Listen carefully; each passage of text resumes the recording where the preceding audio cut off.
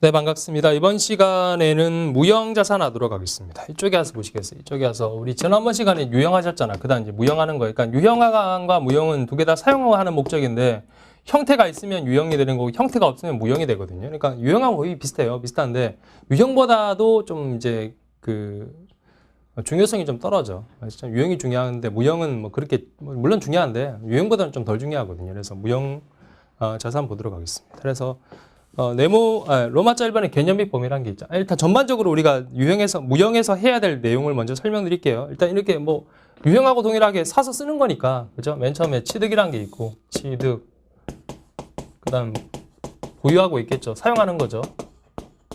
사용하다가 그 다음 이제 파는 거죠. 처분 뭐 이런 흐름이잖아. 똑같이, 그죠? 동일한데 취득할 때는 유형자산하고 똑같아요. 얼마로 적을까요? 라고 하는 거예요. 얼마로 써야 됩니까? 취득원가에 문제가 있어. 근데 이 취득원가는 유형자산하고 100% 똑같습니다. 예? 유형을 정리하시면 돼요. 우리 유형에서 했잖아. 그렇죠? 그래서 뭐 토지란 건물의 일괄 구입, 공정가치로 안분하세요. 뭐 교환, 뭐 정부 보조금 이런 게 있잖아. 그 내용 그 정리하시면 돼요. 아셨죠? 그 내용하고 동일하니까. 그다음 이제 무형에서 중요한 것은 무형의 특징하고 무형자산 눈에 보이지 않는 거잖아. 눈에 보이지 않는 거라 가지고 이제 무슨 자산으로 찾기가 좀 까다롭거든요. 그래서 특징하고 그다음 종류 정도만 잘 기억하시면 돼요. 종류 정도 기억하시고 그다음 이제 사용하면 상각을 할 거 아니니까 우리가 유형자산은 감가상각이라 표현하는데 무형자산은 그냥 상각이라 표현하거든요. 개념은 동일해요. 상각이 개념 동일한데 회계 처리가 살짝 좀 다른 게 있어요. 그래서 그 얘기 할 테고 처분은 안 중요합니다. 무형자산은 눈에 보이지 않잖아요. 누가 사갑니까? 처분은 별로 안 중요하다고 생각하시면 돼요. 그렇죠? 차례대로 특징, 그다음에 종류, 상각 이렇게 차례대로 볼게요. 특징부터 볼게요. 특징, 로마자 1번에 개념 및 범위가 있고 네모 1번에 무형자산의 정의와 요건, 뭐 정의는 말씀드렸죠. 형태가 있는데, 사용하는데 형태가 없다. 그렇게 정리하시면 되고 네모 2번의 특징을 좀 볼게요. 무형자산의 특징이란 게 있대. 특징이라고 해서 첫 번째가 양가 1번 식별 가능성이란 게 있고 식별 가능성. 쓰고 설명드릴게요. 그 다음 양가 1번에 통제란 게 있고 양가로 3번에 미래 경제적 효익이란 게 있죠. 미래 경제적 효익이다. 그래서 이 세 가지 조건을 만족하면 무형자산에 될 수 있다고 하거든요. 자, 일단 첫 번째 식별 가능성이란 건 뭐냐면 자산이잖아요. 자산이니까 당연히 돈 주고 사와야 되겠지. 그렇죠? 돈 주고 사와라고 얘기해요. 외부에서 취득을 했거나 아니면 하나가 더 있는데 그 법적인 권리가 있는 케이스. 법적인 권리가 있거나 이런 경우라면 식별 가능하대. 유식하게 부를 때. 그러니까 돈 주고 사오라는 얘기는 뭐 대표적으로 무형자산에 소프트웨어 있거든요. MS 오피스, 뭐 윈도우 이런 거 있잖아. 그렇죠? 당연히 돈 주고 사와야죠. 불법 다운로드 받으시면 안 되죠. 그렇죠? 돈 주고 사왔다 이런 게 대표적으로 이제 소프트웨어가 이게 들어가고 소프트웨어. 그다음 법적 권리란 것은 이제 법적으로 나한테 어떤 권리가 있다고 하는데 대표적으로 산업재산권 얘기 들어가요. 산업재산권. 뭐 특허권 들어보셨죠? 상표권 이런 것들, 그렇죠? 산업재산권. 이걸 묶어서 산업재산권이라고 부르거든요. 그래서 특허 같은 경우는 내가 어떤 특허를 발견을 하면 특허청인가요? 거기 등록을 하시면 뭐 특허증을 줘요. 이렇게 해서 종이로 특허증. 이런 법적인 권리가 있으면 이제 식별 가능하다고 보겠대요. 아셨죠? 그렇게 이해하시면 돼요. 그래서 양가 1번 232페이지 저 밑으로 가서 양가 1번에 보시면 저 끄트머리 첫 번째 줄 끄트머리 좀 볼게요. 다른 자산으로부터 분리될 수 있거나 계약상 또는 법적 권리를 창출할 수 있는 경우라고 되어 있죠. 결론은 이거예요. 외부 취득했거나 법적인 권리가 있거나 그렇게 이해하시면 돼요. 됐죠? 그 다음 양가로 2번 통제는 말로 설명드릴게요. 통제는 나만 쓸 수 있다는 얘기예요. 나만 쓸 수 있다. 아까 MS 오피스 돈 주고 사와야 돼요. 그렇죠? 사와서 나만 쓰는 거죠. 당연히. 불법으로 다운로드 받아가지고 친구들 깔아주고 다 깔아주면 안 되는 거죠. 그렇죠? 나만 쓸 수 있다 그 얘기고. 그 다음 미래 경제적 효익이란 것은 이 무형자산은 사용함으로써 나중에 매출이 증대되거나 아니면 또는 뭐 원가를 절감할 수 있다 그런 얘기입니다. 원가를 절감시킬 수 있다. 뭐 이런 특허권 같은 경우도 특허를 이용해서 회사의 매출을 올리거나 아니면 뭐 아까 MS 오피스 같은 거 사시면 뭐 10사람이 하던 일을 한 사람이 할 수 있으니까 원가가 절감될 거 아니겠죠? 그런 내용을 쓴 거예요. 아시죠? 이 세 가지가 무형자산의 특징이라고 합니다. 이해하시겠죠? 네, 들을 때 이런 특징들.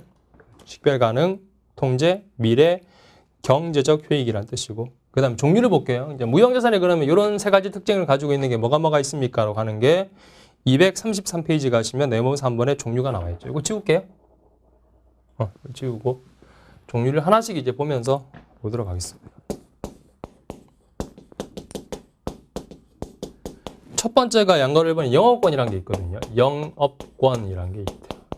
영업권이란 것은 우리 소위 일반 주로 이제 부를 때 권리금이라고 들어보셨죠? 권리금이라는 말을 쓰거든요. 권리금이라고. 예를 들어 볼게요. 뭐 이런 거 있잖아요. 내가 치킨집을 하나 하고 싶어요. 치킨집을 회사 그만두고 치킨집을 하나 여는 거야. 그러면 아무것도 없는 상태에서 치킨집 새로 열어가지고 시작하는 게 편하세요? 아니면 잘 되는 치킨집 그냥 하나 사가지고 인수해가지고 하는 게 편하세요? 후자가 편하죠. 아무것도 없는 상태에서 치킨집 새로 열어봐요. 찌라시 돌려야죠. 뭐 힘들잖아. 그렇죠? 잘 되는 치킨집 하나 인수하는 게 편하잖아. 그렇죠? 그래서 제가 잘 되는 치킨집을 하나 찾아갔어요. 그 가게를 인수하려고. 치킨집 중에 삼성통닭이라고 있거든요. 삼성통닭.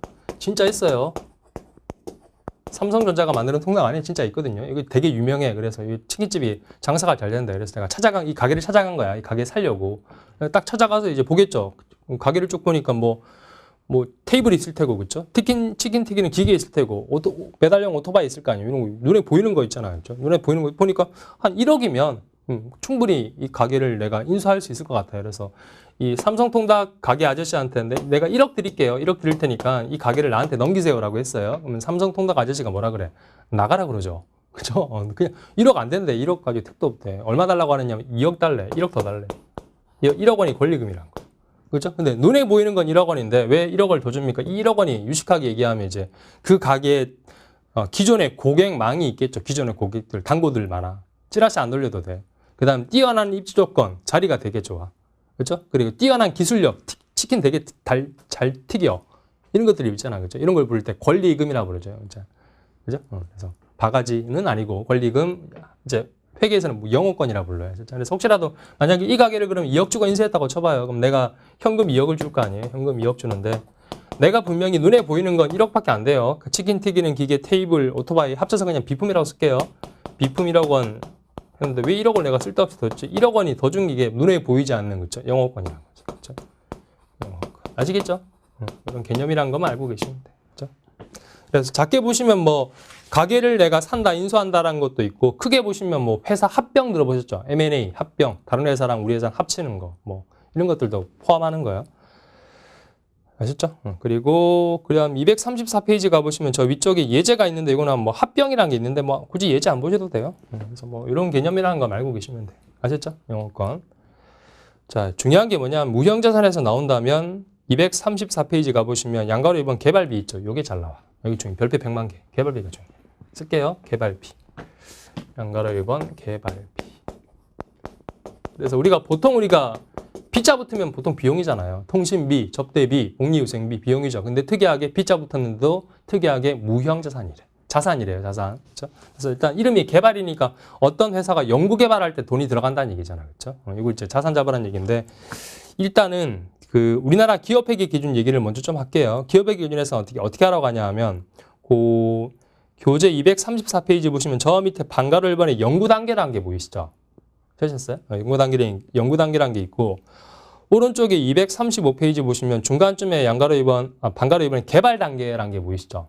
그죠? 일단 가르라고 하거든요. 일단 칠판에 설명드리고 책으로 정리해 드릴게요. 일단 이렇게 하래요.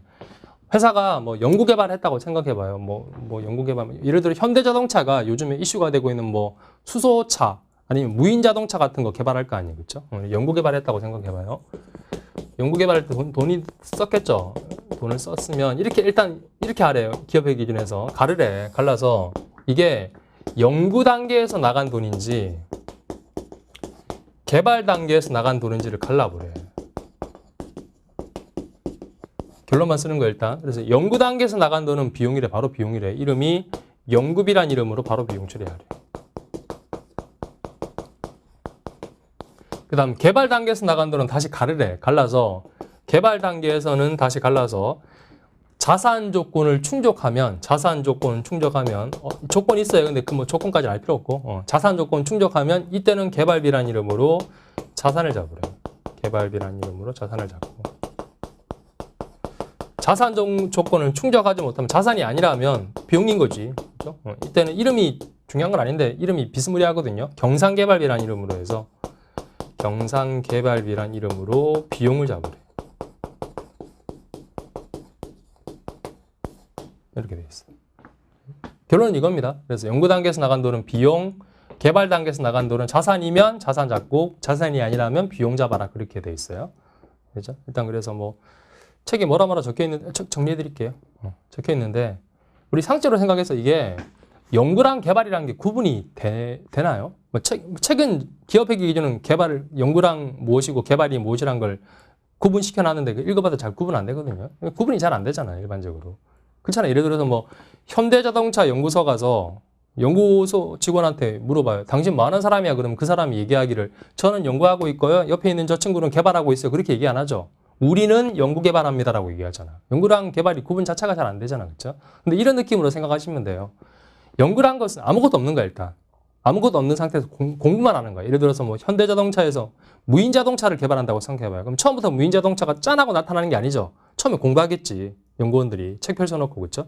그러니까 어떤 구체화된 형태, 모델이 나온 게 아니잖아. 그렇죠? 그런 단계가 연구 단계야. 그냥 공부만 하는 거예요.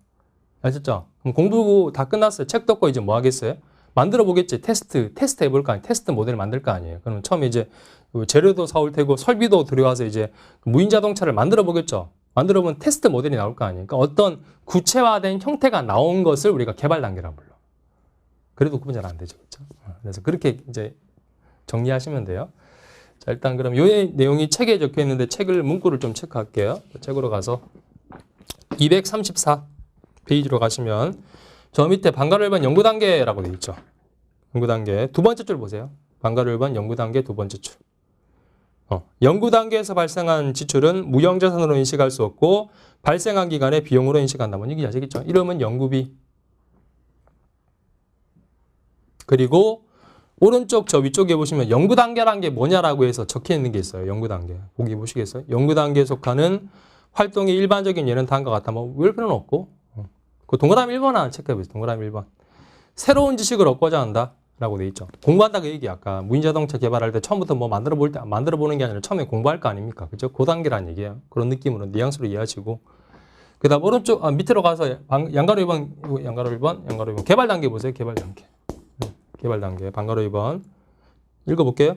개발 단계에서 발생한 지출은 다음의 조건을 모두 충족하는 경우에는 무형자산으로 인식하고 다음의 조건이라는 게 자산 조건이에요.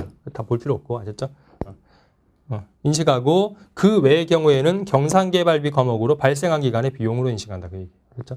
시험에서는 줍니다. 연구 단계, 개발 단계 다 구분시켜 주니까 거기에 따라 하시면 돼요. 자산 조건 만족한다, 안 된다라고 주니까 거기에 따라서 그냥 풀어보시면 되고. 참고로 아까 제가 개발 단계라는 게 뭔가를 만들어 보는 단계라고 했잖아요. 그렇죠? 그런 뉘앙스가 그 다음 페이지 한 장 넘겨보시면 236페이지 저 위쪽에 가보세요. 이것도 외우는 거 아니니까 한번 읽어볼게요. 제가. 저 236페이지 맨 위에 개발 단계에 속하는 활동의 일반적인 예는 다음과 같다라고 했죠. 아까 무인자동차 뭐 만들어 보는 단계라고 했잖아요. 그렇죠? 동그라미 1번에 보시면 생산 전 또는 사용 전의 시작품 테스트 모델. 어떤 형태가 나왔다는 얘기죠. 그렇죠? 그 다음 동그라미 2번에 보시면 새로운 기술과 관련된 공구, 금형, 주형, 생산 설비, 기계를 사왔다는 얘기지. 기계 사오고 재료 사와서 만들어 보는 단계라는 얘기예요.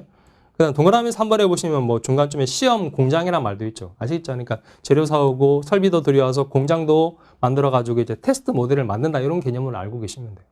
아셨죠? 외우는 거 아니니까. 그렇죠? 그래서 뭐 실무에서도 저도 이제 회계감사 같은 거 나가면 이제 회사랑 이제 많이 싸우거든요. 많이 다투는 것 중에 하나가 개발 요구 가지고 많이 싸워. 그러니까 회사는 되도록이면 비용보다는 자산으로 받고 싶어 하잖아. 그죠? 그러니까 회사는 이제 개발 단계라 그러고, 개발비 자산 조건 만족한다 그러고, 이제 회계사 같은 경우는 최대한 보수적으로 해야 되니까, 아니, 이건 자산 조건 만족 못하니까 비용으로 잡아야 돼요라고 해서 많이 다투거든요. 그렇죠? 그래서 뭐 저 같은 경우는 이렇게 판단해요. 나가서 이게 지금 만들고 있는데, 이게 개발이 되어가지고 나중에 팔려나갈 수 있다. 유식하게 시장성이 있다 그러면 이제 저는 개발 단계 개발비로 잡고 요거는 시장성이 없는데 나중에 제품화가 되어서 팔릴 수 없을 것 같은데 그러면 이제 요걸로 잡거든요. 저 같은 경우는 뭐 사람마다 이건 판단하는 기준이 다르니까 자, 그렇게 돼 있습니다. 뭐 요즘 요즘에 남자분하고 여자분하고 데이트하시면 요즘에도 남자가 사요? 저는 저 때는 남자가 샀는데 이런 게 있잖아. 뭐 남자분 같은 경우에 뭐 데이트 소개팅 했다고 쳐봐요. 소개팅 하는데 뭐 밥값을 썼어요. 개발 단계죠. 사귀는 건 아니잖아 아직 그죠? 그래서 밥값 썼는데 애프터가 들어올 것 같아 그러면 자산이고 애프터 안 들어올 것 같은데 그건 비용인 거지 밥값은. 뭐 그런 느낌인 거죠 그죠? 자 한번 예제를 가지고 시험에 실제 나오는 사례를 보도록 하겠습니다. 237페이지 가서 예제 보세요. 이렇게 나옵니다 시험에. 237페이지. 이거 보시면서 이게 비용인가 자산인가를 구분시켜 볼게요. 다음은 3일에 프로젝트 개발을 활동과 관련된 지출 중 내부적으로 창출된 무형자산에 관련된 것이다. 그러니까 A, B, C, D가 있대요. 제품이라고 생각하시고 제품 A, B, C, D라고 생각하시고 자 A 보시면 220만 원 썼는데 연구 단계에서 발생한 지출이다. 비용. 밑에 회계 처리는 보시면 아실 거예요. 연구비란 비용이고. 그 다음 B는 100만 원인데 개발 단계에서 발생한 지출로 자산 인식 조건을 만족시키면 개발비, 자산. 회계 처리 안 해도 되겠죠. 밑에 있으니까. 그 다음 C 같은 경우는 개발 단계에서 발생한 지출로 자산 인식 조건을 만족시키지 못한데 그럼 비용. 이름은 뭐 경상개발비라는 이름으로 비용 처리하래. 그 다음 D는 40만 원 들였는데 프로젝트 개발과 관련된 내부 개발 소프트웨어를 직접 만드는 얘기예요. 소프트웨어를 직접 만들었다. 자산 인식 조건을 만족시킴 개발비 어디 갔어? 개발비 자산. 아셨죠? 그러니까 소프트웨어 같은 경우는 내가 외부에서 돈 주고 사오잖아요. 약간 MS 오피스 같은 거. 그거는 이제 이름이 소프트웨어라고 부르고 직접 회사가 자체적으로 개발한 것은 개발비라고 불러요. 차이점 아시겠죠? 자, 이렇게 돼 있고 이게 연구개발이고 제일 중요한 겁니다. 제일 중요하고 나머지는 그렇게 중요한 거 아니거든요. 종류가. 지워도 되겠죠? 지우고 그 다음 넘겨보세요. 238페이지 가서 기타 등등의 무형자산 보도록 하겠습니다. 얘네들은 이름만 그냥 살짝 볼게요. 양가로서 한 번에 소프트웨어는 방금 했잖아. 돈 주고 샀을 때 외부에서 구입한 소프트웨어 얘기하는 거고. 그 다음에 양가로서 4번이 산업재산권이라는 게 이제 여러 가지 종류를 묶어서 부를 때 산업재산권이라 불러요. 그래서 첫 번째 방가로 1번 특허권 아시겠죠? 특허에 대한 권리 얘기하는 거고.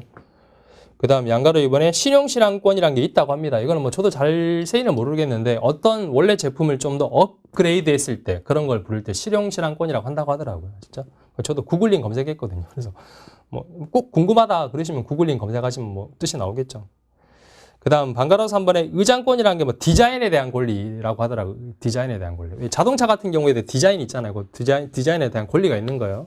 우리나라에서 뭐 예를 들어서 뭐 새 차가 새로운 디자인이 나오면 그걸 또 저 중국에서 베껴가지고 그대로 내잖아. 그러면 안 되는데 그런 디자인에 대한 권리라고 하더라고요. 그 다음 방가로서 4번에 상표권이라는 것은 상표에 대한 권리인 거 아시겠죠? 그렇죠? 상표권. 마음대로 막 상표 갖다 쓰면 안 되는 거야. 다른 사람 거. 예를 들어 이런 거 있잖아요. 삼성 그 로고 있잖아요. 삼성 이렇게 해가지고 이렇게 돼 있잖아요. 이거 마음대로 막 갖다 쓰면 안 돼요. 돈 300억이나 주고 만든 거예요. 제가 듣기로는 300억 주고 만들었다고 하더라고. 그렇죠? 그다음 뭐 저기 치킨집 앞에 가시면 KFC 치킨 앞에 가시면 할아버지 한 분 계시잖아. 그 할아버지 인형 가져다가 우리 통닭집 앞에 주면 저기 갖다 놓으면 안 되는 거 아시죠? 자, 이렇게 돼 있고. 그 다음은 239페이지 가시면 무형자산의 회계처리라고 해서 네모 1번에 취득원가라는 게 있죠. 얼마나 적습니까? 라고 하잖아요. 유형자산하고 100% 똑같습니다.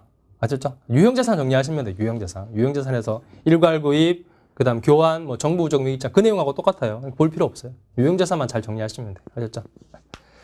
그 다음은 넘기세요. 넘겨서 241페이지로 가서 삼각 볼게요. 삼각. 요거 이쪽에 와서 요거 특징 종류 바꾸고 그다음에 삼각 봐야 돼. 무형도 사용하는 거니까 이제 내용 연수 동안 삼각을 해야 될 거 아니겠죠? 삼각 볼 텐데 일단 용어를 먼저 정리하면 우리가 유형자산하고 무형자산은 둘 다 삼각을 하되 유형자산, 무형자산 둘 다 삼각을 하되 유형자산은 용어를 부를 때 감가상각이라 부르고 개념적으로는 동일한데 무형은 눈에 보이지 않는 거라고 해서 구분해야 될 거 아니에요. 구분하기 위해서 삼각이란 말을 쓰거든요. 삼각.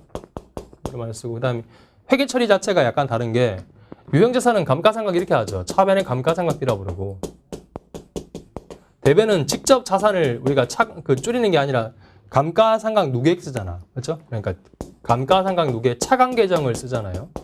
이렇게 해서 이제 하는데 무형자산은 차변은 무형자산 삼각비라는 이름으로 비용 처리하되 대변은 어떻게 하냐면 눈에 보이지 않잖아. 눈에 보이지 않으니까 줄이 이걸 굳이 쓸 필요 없대. 그냥 해당 자산에서 바로바로 깔아요. 그래. 해당 특허권이면 특허권, 개발비면 개발비라고 해서 바로 해당 자산을 줄여버려요. 그냥. 이런 차이가 일단 회계 처리가 있어요. 직접 바로 줄이는 거 이런 차이가 있고 그 다음에 이거보다 더 중요한 게 이제 말 문제 대비해서 그 양가로 1, 2, 3번에서 체크할 게 좀 있거든요. 일단 요거 정리하시고 되셨죠? 자 이제 말 문제 대비해서 그럼 체크 좀 할게요. 자 양가로 1번 삼각기간 보겠습니다. 몇 년 할 겁니까? 라고 하는 거예요. 내용연수. 거기 두 번째 줄 체크하세요. 두 번째 줄. 무형자산의 삼각기간은 나오는 거예요. 두 번째 줄. 체크하셨어요? 무형자산의 삼각기간은 독점적, 배타적인 권리를 부여하고 있는 관계 법령이나 계약에 정해진 경우를 제외하고는 몇 년 초과할 수 없대요? 20년 초과할 수 없대.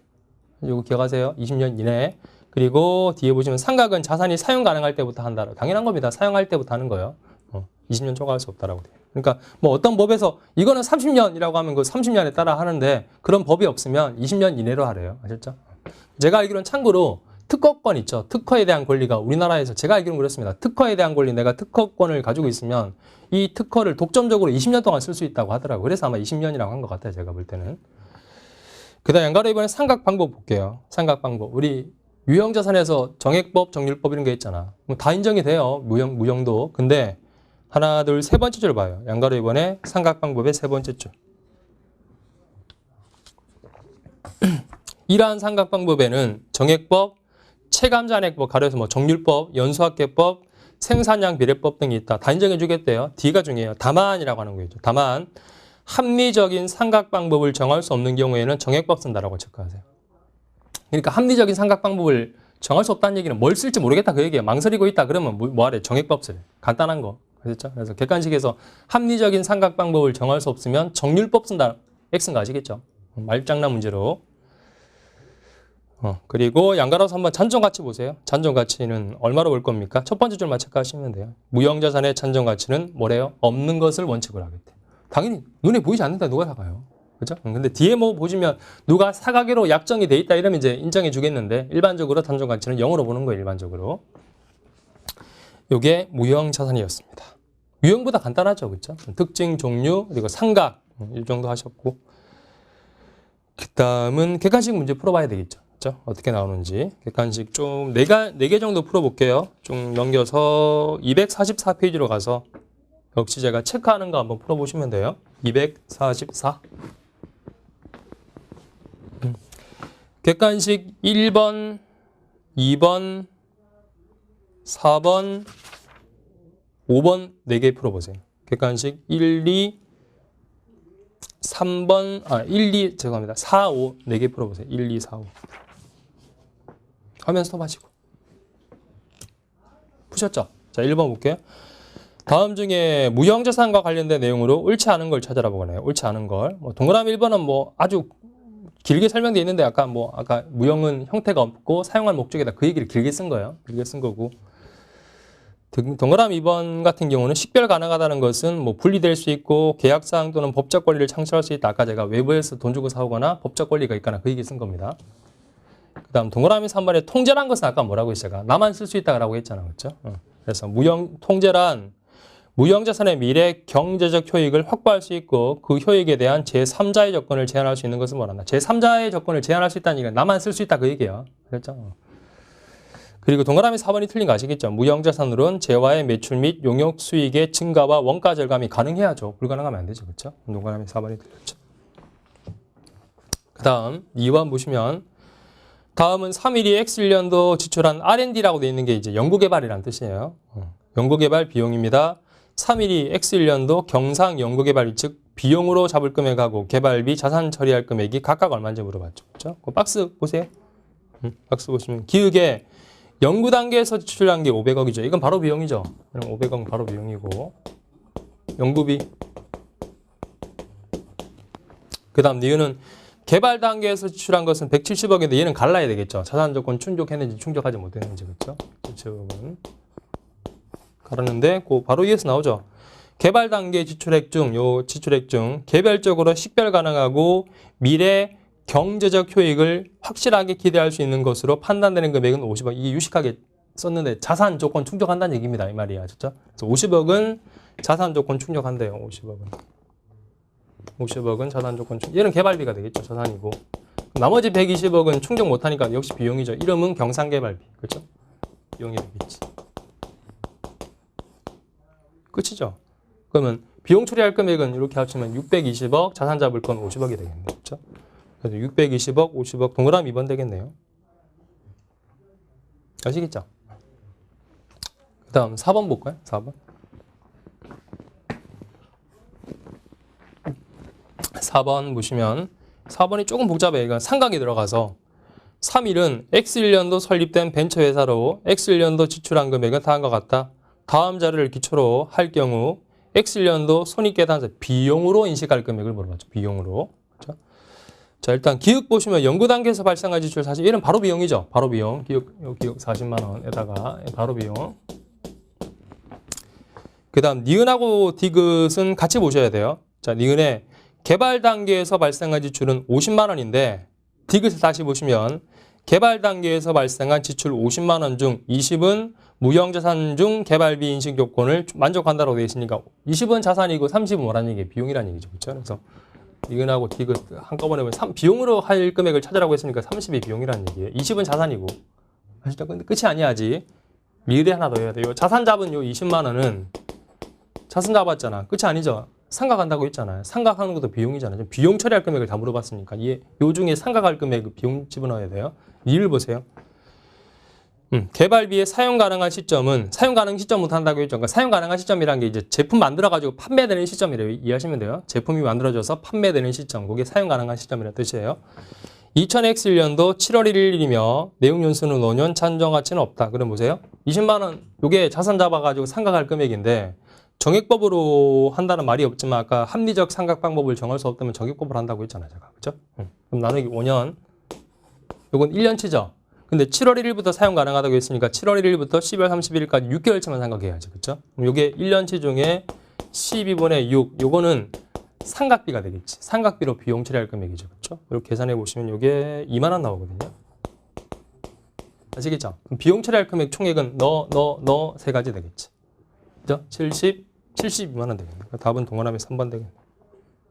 아시겠죠? 그래서 요거는 이제 요 리을에 상각이라는 게 더 추가로 들어간다는 것만 주의하시면 돼요.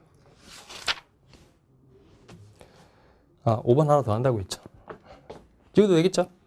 지울게요. 지우고 그 다음 5번 볼게요. 5번 가서 5번은 말이 좀 어려운 게 하나 있어가지고 5번 다음 중 무형자산의 회계 처리에 대한 설명으로 가장 올바르지 않는 것이라고 했는데 답은 1번인데 그 동그라미 2번하고 3번하고 4번은 유형자산하고 똑같아요. 유형자산 우리 그 살 때 취득원가 문제니까 2번, 3번, 4번은 따로 안 읽을게요.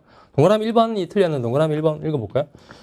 내부적으로 창출된 브랜드, 고객 목록도 회사의 수익 창출에 기여함으로 무형자산으로 인식한다. 아까 제가 무형자산의 종류에 내부적으로 창출된 브랜드랑 고객 목록이란 게 있었어요. 없었잖아.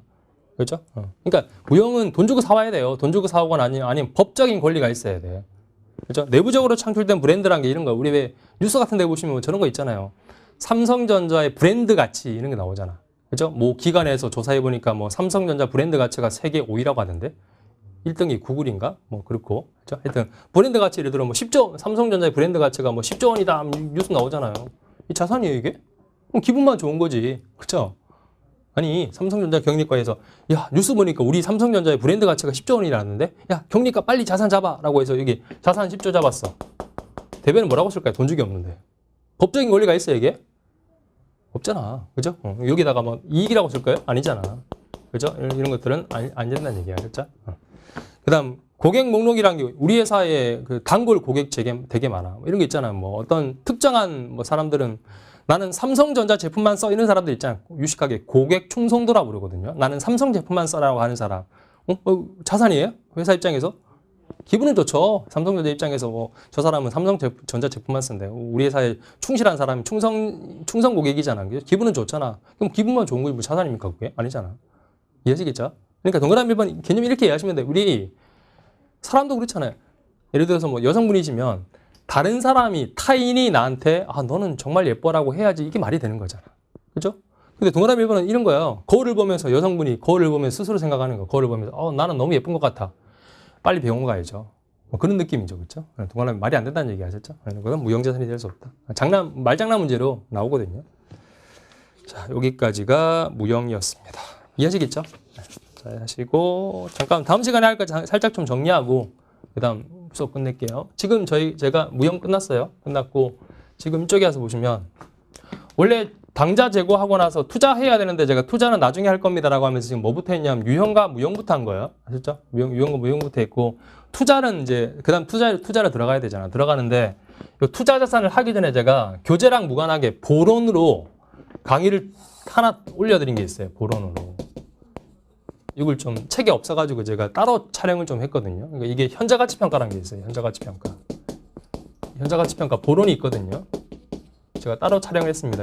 보충 프린트물 되어 있고 하니까 이거를 듣고 그 다음 투자로 가시면 돼요.